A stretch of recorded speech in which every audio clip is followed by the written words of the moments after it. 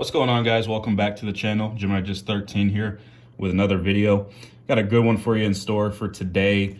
Got the 4 models in the 1 to 400 scale. One is NG models and the other 3 are Gemini jets.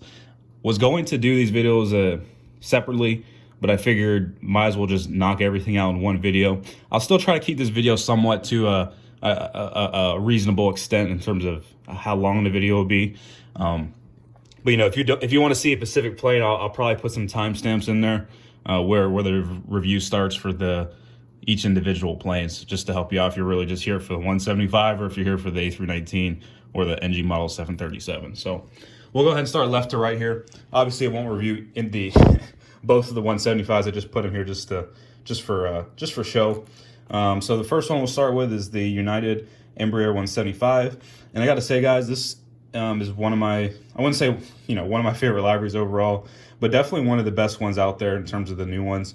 I think it's a really clean library, especially with the polarized coloring of the blue here. I think that's really nice, and then the blue lining or the blue trimming, whatever you want to call it, going around the airplane is really nice as well with the edging color. So I think they did a really good job. It's simple and it's still unique to the old Globe Continental library, but it's just modernized, and you got the bigger billboard titles to go with it. So I just think overall United did a really good job with it. So excited to see more of these, especially since we really haven't seen a new library from that merger, since it was all they did was slap United on it. So it's a lot better now. So yeah, there's the views of the box there. Let's get into the plane. I'm not sure about you guys, but I've definitely gotten a couple of mine. They have wing flex.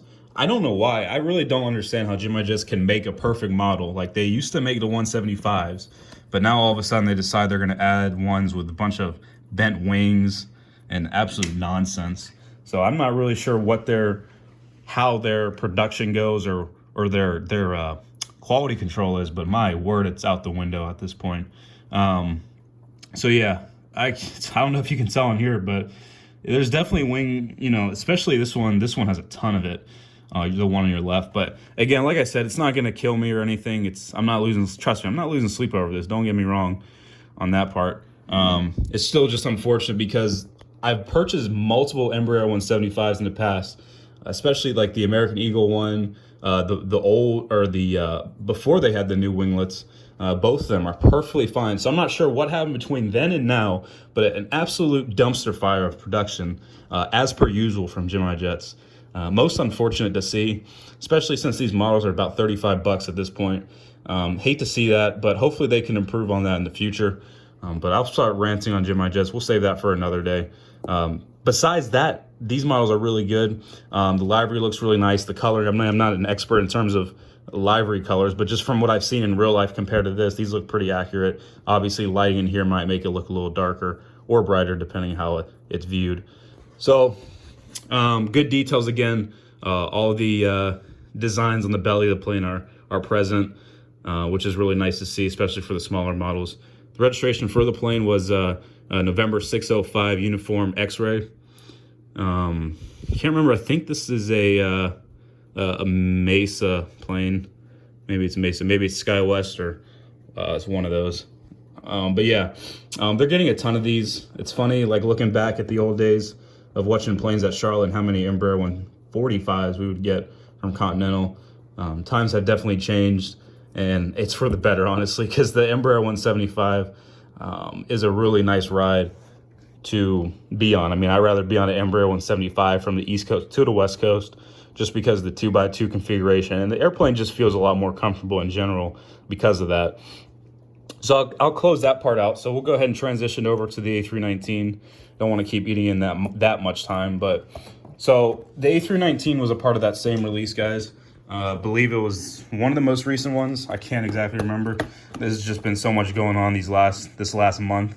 I kind of lost track of that kind of stuff.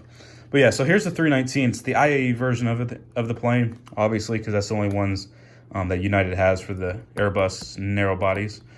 So again, plane's there, airline, manufacturer, and we'll flip open the box to what you see if you did get the plane. You would have the information, like as per usual, there listed, and then the model sits right there nice and pretty. Sides of the boxes, Boom. Oh, in there. All right. So the A319, they've actually been getting more of these, just from what I remember correctly. They've been getting a lot of the older ones from other airlines across the world, just to kind of beef up their mainline operations, something that they've been very lackluster years ago, but it's something that they've definitely recovered from.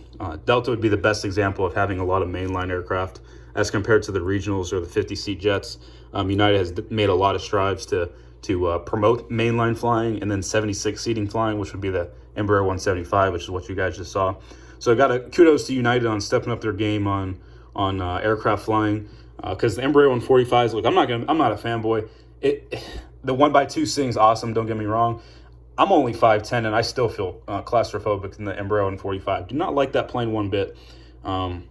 I'm not going to sit here and be a fanboy and tell you how beautiful it is, but I'm just going to be real on that part. But yeah, the 1x2 seat, that is really nice, though, don't get me wrong. But here's the United registration for this was November 876 Uniform Alpha, and they have quite a few of these in their fleet now. This model turned out surprisingly good from Gemini Jets. I was pretty scared when I was getting this, because Gemini Jets has a very poor history of absolutely disgusting Gemini Jet 1-400 Airbus narrow body models.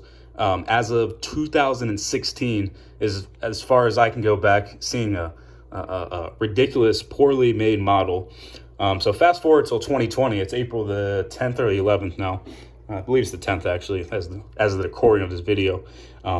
They definitely have made a big change. I don't know what they did. I don't know if they're sneaking into NG models and figuring out where their molds are or something. I don't know how all that stuff in the behind the scenes works, but they definitely got a better mold here, because this one looks actually on point for once. I can't believe I'm saying a perfect narrow body Airbus from the almighty Gemini Jets actually looks good. But the engines look proportional to what it would be. They don't look like a bunch of big Neo engines. The wings actually came attached for once. That was a surprise. The wings were attached. Didn't have to super glue anything today. That was a miracle in disguise. Overall, very pleased on how this really turned out. I'm not even trying to exaggerate here. I'm being actually 110% Gemini Jets. Solid effort for once. Hopefully this continues in the right direction. There's a lot of other narrow body Airbuses that, good God, Airbus American A321. Mind my cough there. That was obviously for an intentional factor, but there's a lot that need to be redone, just because they were so poorly done over these last 3 to 5 years anyways. So but yeah, guys, let me just get a couple more views, then we'll transition to the A3 the 737-800. So there's a nose view in the belly right here. Everything, like I said, looking good, and I don't need to go over all the details, but it's got all the underbelly stuff going on. Got your Gemini Jet stand as usual. And, livery, again, it looks fabulous. I really enjoy this. Coloring looks perfect, especially right now, and the lighting looks really clean and crisp. So we'll go ahead and move this out of the way. Transition over to the NG model 737-800, which this one I've had for quite a bit at this point. It came out in the American 737-800 release, and I want to say that was back in September, if memory serves. I got quite a few planes in that. I spent quite a bit of money. Good thing, that's why we work. That's why we work. So I had this was kind of been just sitting around. You may have seen it in the last few videos. It's definitely been in service at this point. But here's the NG models one. This is a 1-400 scale, like I mentioned. Registration is November 37267. And yeah, nice box. NG models does their boxes a little bit different. As you can see, there's no flap that you flip open. The model box is a lot more smaller as compared to the Gemini Jet ones. I'll just put them up for comparison. You can already tell there's probably about a good 1.5 inches on the top, and then the width probably about 1/2 to 1 inch as well. So the box is definitely a lot more compact, which is nice. The designs look kind of a little bit cooler, just because it seems like a little more thought were put into it. And again, I'm not saying Gemini Jets doesn't put thought into their boxes, but just because they kind of do a standard formula in terms of their boxes. So I'm not complaining there. I'm just saying that I think, this definitely does have a nice little look to it. And here's the sides of it, back, other side, and then this, and then if I miss this bottom. So that's that. So here's the plane, And this was my first United new livery because, like I said, this one came out last year. The ones that we already did came out in the early part of this year. So, yes, this is 737-800. Very nice model. It's the one that's got the modified winglets there. But yeah, so I can already tell already there's a lot more extra little fine print details as well. You can see, because I'm kind of just eyeballing between the 319 and the 737. And there's just some little details that it seems that NG models kind of gets at more. Again, I'm not nitpicking. They're both actually really nice. But NG models is definitely my preferred model airplane manufacturer at this point. I mean, that's not even a question. So here's kind of the side view as well. Again, the coloring looks really good. Lighting is awesome in the room right now, so it definitely makes it a lot nice looking, or a lot nicer, I should say. And then let me zoom back out here and just give you a view of the belly here. So here is the belly. Nice blue, royal blue engines. Even the antennas are the red color. That's pretty impressive, honestly. I've never even seen that before. That's awesome. So good job, NG models. Y'all are on point. So I'm already dragging this video on long enough, but we did go through 3 models, and I didn't want to just, I know we kind of lightly touched on this one, but y'all get the gist. It's a nice model. It's NG models. I don't even need to talk about NG models. Just the model, just this picture of the view you're seeing right now. That does the talking, in my opinion. I don't even need to ramble on anymore. That'll wrap up my thoughts there. So hope you guys enjoy this video. As of today's recording, if you kind of seen the airport, it's a little bit of a mess right now. And that's because I'm in the process of making the Atlanta model airport. So I'm just doing some behind the scenes work before it gets recorded. So, as of today, if you're watching this video, it should be out, I would say, hopefully tomorrow, because today is Friday. So hopefully it'd be out Saturday or Sunday at the latest. I'm just doing I'm just got to prepare that. But again, thank you for watching, guys. Please like, subscribe, just help support the channel.